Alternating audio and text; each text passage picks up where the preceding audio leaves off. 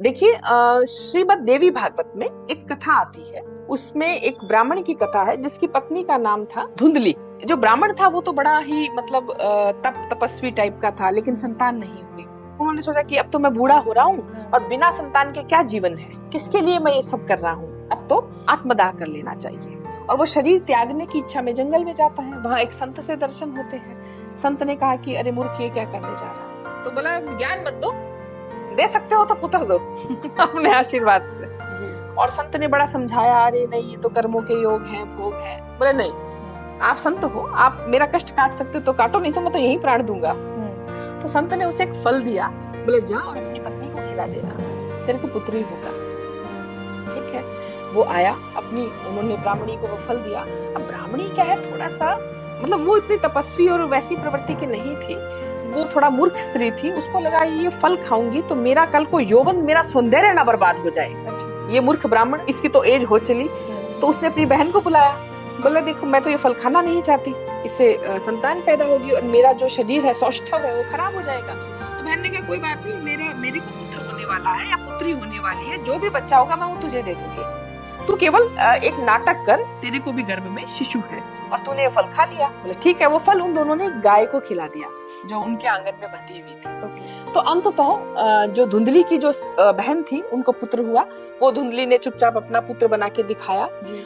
और इसका, चूंकि वो धुंधली थी तो उसका नाम रखा गया धुंधकारी। और जो गाय को जो बछड़ा पैदा हुआ, चूंकि वो संत के प्रभाव से हुआ तो वो मानव शरीर लिए हुआ, लेकिन उसके कान गाय जैसे थे तो उसका नाम पड़ा गोकर्ण। ठीक है, अब कथा शुरू होती है गोकर्ण और धुंधकारी की। जहाँ गोकर्ण बड़ा सद्भावी, तपस्वी, संस्कारी, सबका ध्यान रखने वाला, वहीं उल्टा वो राक्षस प्रवृत्ति का जो धुंधली के गुण थे वो धुंधकारी में आए। अंत में धुंधकारी सबको परेशान करता हुआ पूरे समाज में, कि कहीं किसी को मार दिया, कहीं लूट लिया, डकैत बन गया। तो जब उसकी मृत्यु हुई, अब देखिएगा जो प्रेत बनता है उसके लक्षण कैसे होते हैं, जैसा वो जिंदा था। अगर कोई शराबी है और वो प्रेत योनि में गया, अब वो जिसको तंग करेगा तो उस मनुष्य के सिम्टम कैसे हो जाएंगे, वो खूब ड्रिंक करेगा। अगर कोई व्यसनी पुरुष है, वो थी काम वासना से वो हमेशा दग्ध रहा, वो मर गया, तो वो प्रेत योनि में जाके फिर जिस व्यक्ति को तंग करेगा वो बड़ा कामुक रहेगा, वो परस्त्री में ही आसक्त रहेगा। तो जैसा व्यक्ति था वैसा ही उसके प्रेत बनने के बाद हो जाते हैं, और वो जिसको तंग करेगा वो व्यक्ति भी ठीक वैसे करेगा, है ना। अब क्या हुआ कि धुंधकारी गया प्रेत योनि में, सबको तंग करता। और आप देखिए, ये श्रीमद् देवी भागवत का कथानक है। गोकर्ण ने ये फैसला लिया कि मैं गयाजी में प्रेतशिला पर अपने इस भाई का वो पिंडदान करूंगा और ये शांत हो जाए। कई प्रयासों के बाद गयाजी में धुंधकारी का बड़े श्रेष्ठ विद्वान ब्राह्मणों के द्वारा और श्रेष्ठ शास्त्र विधियों के द्वारा तर्पण किया गया।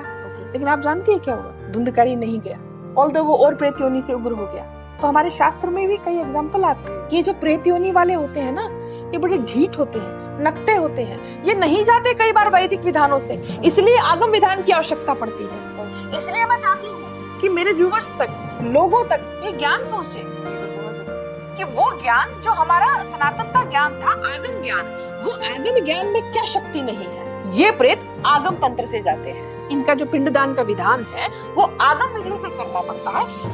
आगम विधान से आप करके देखिए, इसलिए हम सक्सेसफुल हो जाते हैं। तो ये पूरा मैंने आपको बताया कि कैसे किसी परिवार में अगर कोई पुरखा ही प्रेत योनि में है तो वो क्यों बार बार, इसमें हमारे व्यूअर्स का ये आंसर भी है कि क्यों बार बार तर्पण कराने के बाद, श्राद्ध गयाजी कराने के बाद भी वो पुरखे वापिस आ जाते हैं। क्यों नहीं घर के लक्षण जो है वो अच्छे होते। तो ये कारण है।